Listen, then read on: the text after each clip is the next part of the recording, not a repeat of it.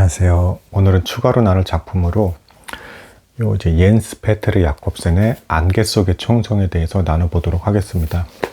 사실 저는 조금 이제 잔인하거나 이제 공포 영화 같은 거 즐기는 사람은 아닌데, 이제 이번에 나눌 작품은 이제 작품 구조가 대단히 뛰어나요. 그래서 심지어는 이제 스릴러의 정석이다라고까지 불리는 그런 작품입니다. 참고로 이 야콥센이라는 이 작가는 뭐 대한민국에서 많이 잘 알려진 작가는 아니지만 덴마크 작가인데요. 독일 문학에 굉장히 큰 영향을 준 이제 그런 작가가 되겠습니다. 한번 이 사람의 작품을 한번 살펴보고 이 사람 이제 인생에 대해서 짧게 뒤에 이제 나눠보도록 하겠습니다. 안개 속의 총성 한번 이제 나눠보도록 하겠습니다. 헤닝이라는 어떤 청년이 있었어요. 그러니까 덴마크의 이제 거대한 농장에 이제 입양된 청년입니다. 근데 이제 사실상 이제 말이 입양이지 뭐 이제 노동력이 필요해서 부른 거였어요. 그리고 이 헤닝이란 이 청년은 사실은 먼 좀 이제 삼촌이 있는데 이제 멀리 살고 있는 이 삼촌에게 도움을 받으면 얼마든지 좀 이제 조금은 더 나은, 좀 더 부유한 삶을 살 수 있는 그런 청년이기도 했습니다. 근데 이 농장을 떠나지 않는 이유가 있었어요. 왜냐하면 자신을 입양한 분의 딸이 아가테인데 동년배예요. 이 딸이 대단히 아름다웠습니다. 그래서 이제 헤닝이란 청년은 이 딸을 사모하고 있었기 때문에 이 농장에서 떠나지 않고 있었어요. 문제는 뭐냐면 이 헤닝이란 청년이 어쨌든 가난한 청년이었기 때문에 이 집안에서 하인 대접을 받고 무시를 당하고 있었고요. 그래서 이 아가테라는 이 주인의 딸도 이 헤닝을 대할 때 천박하네.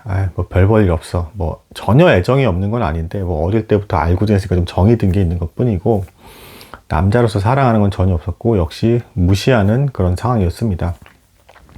이런 상황 속에서 마침내는 이제 이 일이 사건이 이제 터지게 되는데 안타깝지만 이 아가테가 이제 브리데라는 그 마을의 이제 부잣집 청년과 이제 사귀게 됩니다. 당연히 헤닝은 어떤 마음이 들겠습니까? 질투심이 이제 거의 폭발하기 직전이겠죠. 그러던 어느 날 이제 이 헤닝은 밖에서 힘겹게 일을 하고 있는데 집에 이제 농장 집에 창가 안쪽 방을 보니까 아가테와 브리데는 이제 둘이 차를 마시면서 즐겁게 데이트를 하고 있는 겁니다. 그 모습을 보면서 헤닝은 이제 질투심에 거의 극도에 이제 달하게 되고요. 거기다 추가로 이제 아가테가 헤닝에게 브리데가 집으로 돌아갈 수 있게 탈 말을 잘 준비해 둬라고 하니까 또 하인처럼 그 말을 준비해 두면서도 자신이 질투하는 남자의 말까지 챙겨줘야 되는 거에 대해서 더 분노하게 됩니다. 그래서 브리데가 가버린 다음에 헤닝이 마침내는 아가테한테 이제 폭언을 좀 쏟아붓게 됩니다. 막 욕을 한 건 아니지만 이제 이 질투하는 남자에 대한 이제 험담을 하기 시작하는 거죠. 그러면서 이제 헤닝이 말을 합니다. 저 브리데란 남자는 부잣집 남자고 분명 지금 저 말을 타고 그 돈을 가지고 이상한 곳에 가서 너 아닌 다른 여자들이랑 놀아날 거야 이런 말을 합니다. 그러니까 이 아가테가 그 말을 듣고 분노하면서 이 헤닝에게 뺨을 때려버립니다. 이런 행동을 사실 하면 안 되죠. 뺨을 때려버리면서 말을 합니다. 너 지금 날 두고 좀 질투하는 거야? 그리고 지금 브리데란 저 근사한 남자가 그렇게 천박한 남자란 말이야 하면서 이제 두둔까지 하면서 헤닝을 더 무시하고 경멸합니다. 그러니까 이날 이후로 헤닝은 이제 아가테에 대한 사랑의 감정이 이제 질투와 그리고 이제 분노, 이제 안갚음의 마음으로 이제 바뀌어 버리게 됩니다. 사실은 더 정확히 얘기하면 이렇게 바뀔 정도의 사랑이라면 사랑이라고 말할 수는 없겠죠.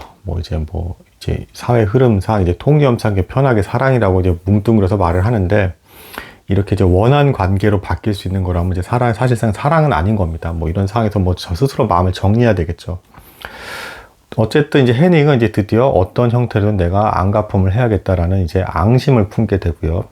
어느 날 이 브리데는 이제 마침내는 이제 아가테와 결혼이 이제 약혼까지 다 날짜 잡혔습니다. 잡힌 상태에서 마음이 이제 느긋해진 상태에서 헤닝이 항상 이제 힘들게 일하는 것을 보고 자신에게 질투심을 품고 있는지도 모르고 나랑 함께 호숫가에 가서 이제 사냥을 하자. 이제 안개 속에서 이제 사냥할 수 있는 어떤 위치가 있었습니다. 그래서 안개 속에서 이렇게 보이지도 않는 상태에서 서로 총을 쏘면서 사냥을 하는 이때 어떤 풍습 같은 게 있었는데 헤닝과 함께 이러고 있는 중에 이제 이 브리데라는 이 약혼자는 즐겁게 나의 인생은 기쁘고 항상 모든 일이 잘 풀린다는 뭐 이런 노래를 부르면서 흥얼흥얼 거렸습니다. 이 노래를 듣는 중에 해닝은 이제 더욱더 분노가 이제 차서 나의 가장 소중한 아가테를 네가 갖는 중에 행복에 겨서 그런 노래까지 부른단 말이라고 해서 자기도 모르게 안개 속에 서로 보이지도 않고 검은 형처럼 보이는 상태에서 부리대가 보이는 쪽으로 총구를 겨누고 총을 쏴버립니다. 그 순간 총성의 울림과 동시에 노래는 끊기게 되고요. 해닝이 다가가 봤더니 이제 이 부리대는 헐떡거리면서 정확히 심장에 이제 그 총이 맞은 상태에서 헐떡거리면서 피 흘리면서 죽어가고 있었습니다. 이거를 해닝은 방치해 두고 죽은 그 부리대의 시체를 데리고서 마차에다 실은 다음에 끌고 가면서 엽총이 터져서 죽었다라고 주변에 거짓말을 하게 됩니다. 그리고 아가테에게도 고통을 주기 위해서 일부러 집에 그 시체를 가져가서 제일 먼저 아가테에게 먼저 보여줍니다. 아가테는 이 일로 충격을 받아서 이제 실성한 상태처럼 몇 개월 지내다가 갑자기 도망가듯이 그 마을에 어떤 목사와 결혼해 버립니다. 그러니까 이것을 보고 해닝도 실망해서 삼촌에게 가서 삼촌에게 의탁해서 살아가다가 삼촌의 사업을 이어받아서 그럭저럭 잘 살게 됩니다. 이때 아가테가 이제 어떻게 지내고 있나를 이제 뒤늦게 다시금 마음이 사라지지 않은 이제 해닝이 살펴보다가 이 농장을 팔려는 걸 알게 됐습니다. 그래서 해닝이 곧바로 그 농장으로 찾아가서 이제 아가테에게 거짓말로 얘기합니다. 내 추억이 깃든 이 농장이니까, 사실 추억이라 해봤자 고생한 그 기억밖에 없는데 그곳이 어떻게 좋겠습니까? 그럼에도 불구하고 구슬려서 그 농장을 사게 되고요. 마침내는 이제 앙심이 사라지지 않은 상태였기 때문에 그 아가테가 결혼한 목사를 이제 도박이나 어떤 사업 투자에 빠지게끔 속여가지고 자신의 돈을 빌려주다가 갑자기 돈을 끊어버렸습니다. 그러니까 이 목사는 졸지에 빚쟁이가 돼가지고 도망가야 될 처지에 놓이게 되고, 아가테는 해닝에게 찾아가서 내 남편 좀 제발 좀 어떻게 해달라고 부탁을 했지만 매몰차가 이때 거절을 해버리면서, 목사가 거절을 해버리니까 이 아가테가 그럼 내 남편은 오늘 몇 시에 도망가야 되는 상황이어서 그 시간까지 알려줬는데 이거를 해닝이 몰래 경찰에게 고발해가지고 남편인 목사가 잡혀가게끔 만들어버립니다. 이 아가테는 여기서 충격을 받게 되고 호숫가에 가서 자살을 해버리게 되고요. 그래서 이제 이 아가테의 장례식이 이제 벌어지게 됐을 때 이제 해닝이 그 장례식을 찾아가지 않고 아가테가 자살한 호숫가로 찾아갔어요. 이 호숫가에 찾아갔더니 안개가 자욱하게 껴 있었고요.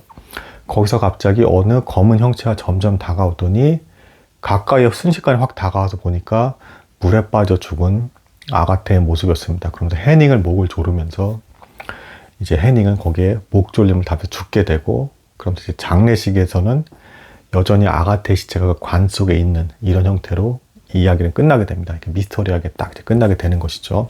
그래서 스릴러의 정석, 그러니까 이제 해닝의 질투심과 그 다음에 이제 그 안가품을 했지만 거기에 대한 인과응보, 그리고 마지막 부분에서는 이제 아가테의 유령까지 나오면서 이제 스릴러로서의 어떤 모든 장르를 갖추고 있는 그런 작품이 되겠습니다.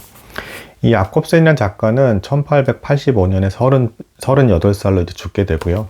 원래는 생물학자였지만 20대 때 폐결핵을 앓게 돼서 이제 건강이 안 좋아서 생물학을 접고 이제 소설가의 길을 이제 들어가게 되었는데, 의외로 독일 문단과 영국 그리고 다른 유럽 각지에서도 굉장히 이 사람의 짧은 작품이었지만 이야기 구조가 너무 좋아서 많은 문학적 영향을 끼친 이제 그런 인물이 되겠습니다. 그래서 뜻하지 않게 문학계에 있어서 큰 영향을 끼친 그런 작가가 되겠습니다. 오늘은 여기까지 나누도록 하겠습니다. 감사합니다.